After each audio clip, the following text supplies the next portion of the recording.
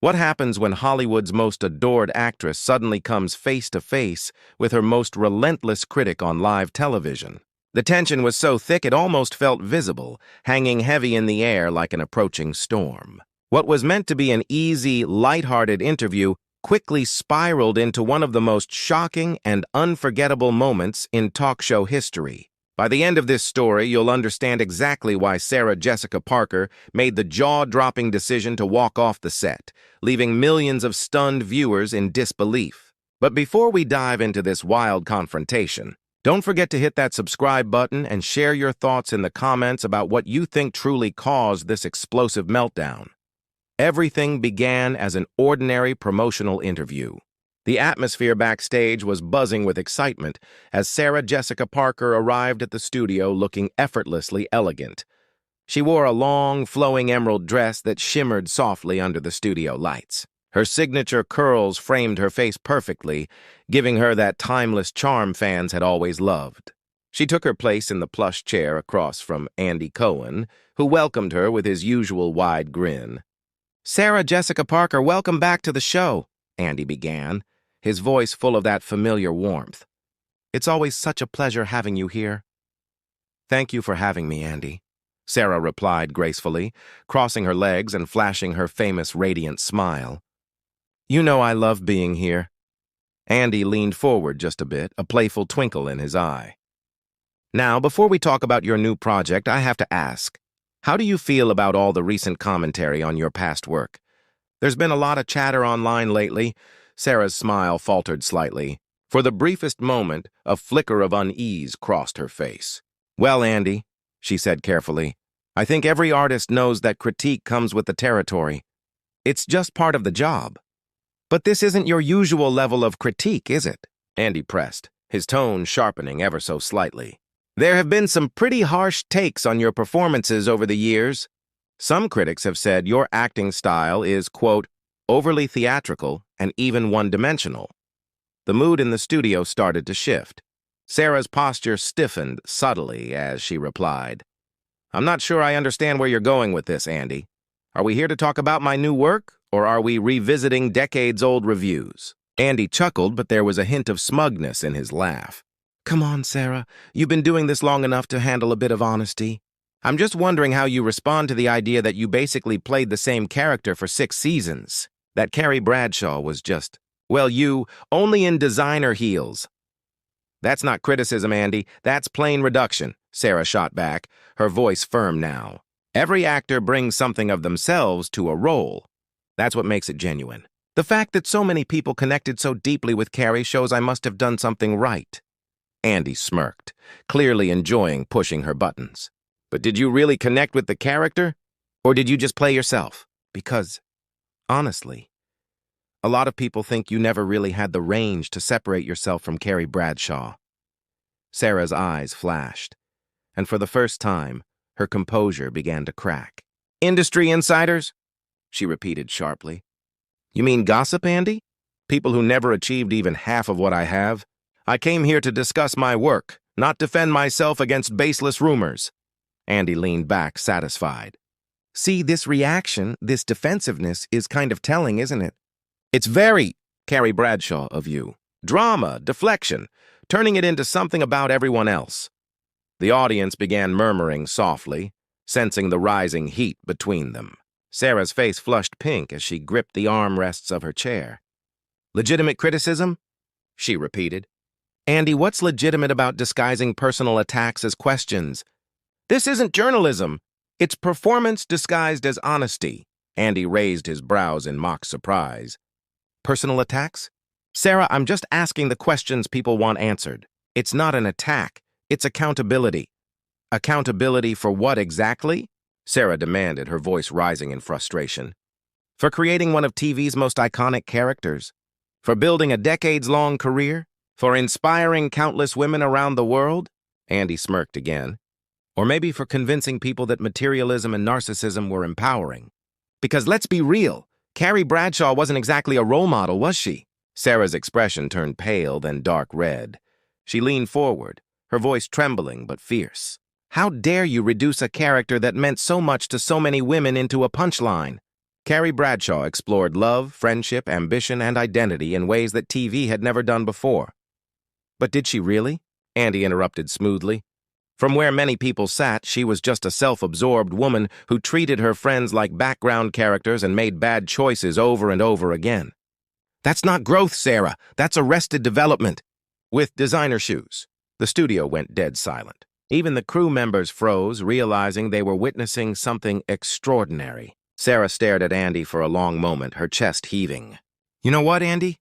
she said finally, her voice low and tight. "I've sat in this chair many times. I've always respected your show. But what you're doing right now isn't hosting, it's bullying.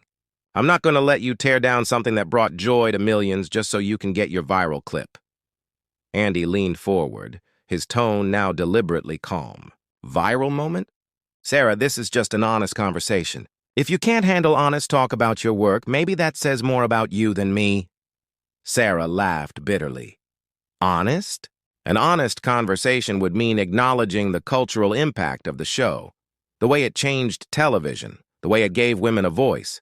Instead, you're cherry-picking the worst takes and pretending they're facts. "But those takes exist for a reason," Andy countered. "When critics, industry insiders, even some of your own co-stars have expressed similar concerns, don't you think that deserves a real discussion?" Sarah's eyes narrowed dangerously. "My co-stars?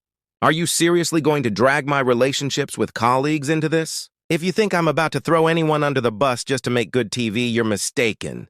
Andy lifted his hands in fake innocence. "I'm not asking you to do that. I'm just saying, not everyone was thrilled with how certain storylines went." "Suggestions from who, exactly?" Sarah snapped.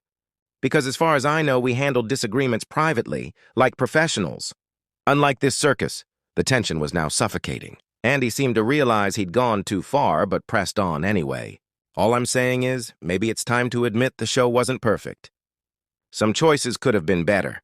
Some criticism might actually be valid." Sarah suddenly stood up, the sound of her chair scraping against the floor cutting through the silence. The audience gasped. "You want to talk about imperfection? Let's start with this interview," she said coldly, "or the choice your producers made to turn this appearance into a public ambush." "Sarah, please, sit down," Andy said, his tone almost pleading now. "We're just talking."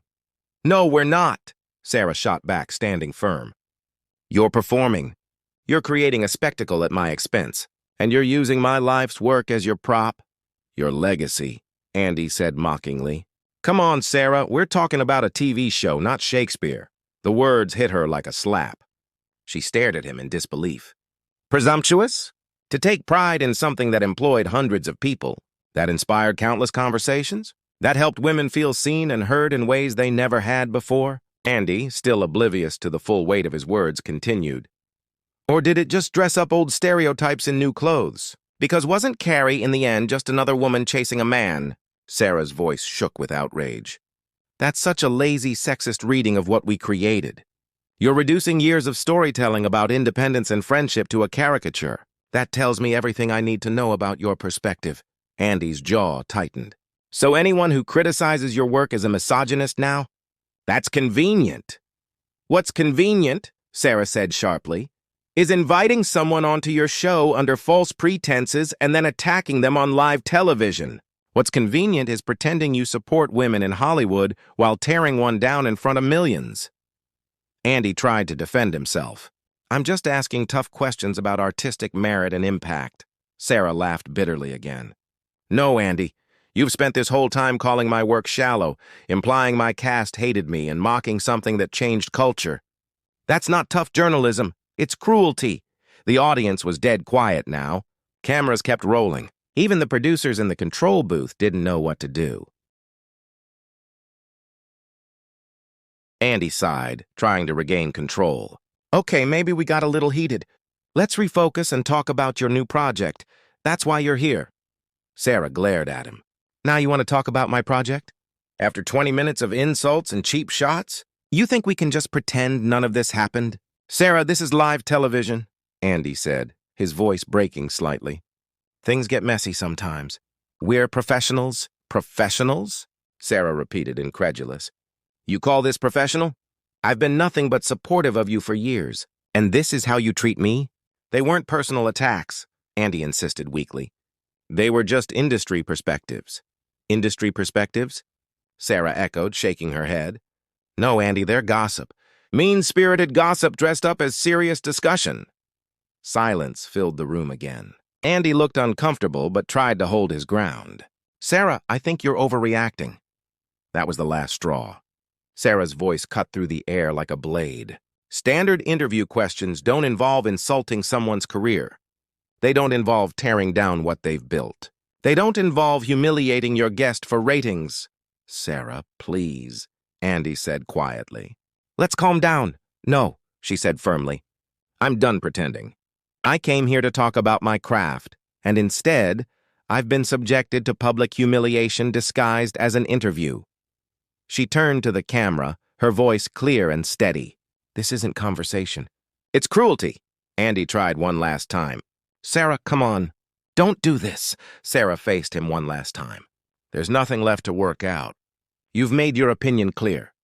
Then, without another word, she turned and walked off the stage. The sharp click of her heels echoed through the silent studio as the stunned audience watched one of Hollywood's most beloved stars leave live television mid-interview. Andy called after her. Where are you going? Sarah paused at the edge of the stage and said, I'm going somewhere people know the difference between honest talk and calculated cruelty. Then she disappeared backstage. Andy sat frozen, speechless. The audience didn't move. Millions at home couldn't believe what they'd just seen. The camera lingered on Andy's shocked face for a few long seconds before the broadcast abruptly cut to commercial. But it was too late. In less than half an hour, what was supposed to be a routine promotional chat had turned into one of the most talked-about moments in entertainment history. So, what do you think really caused this unforgettable clash? Was Andy Cohen simply doing his job, or did he cross a line that no interviewer ever should? Share your thoughts below, and don't forget to hit that subscribe button for more unbelievable Hollywood stories.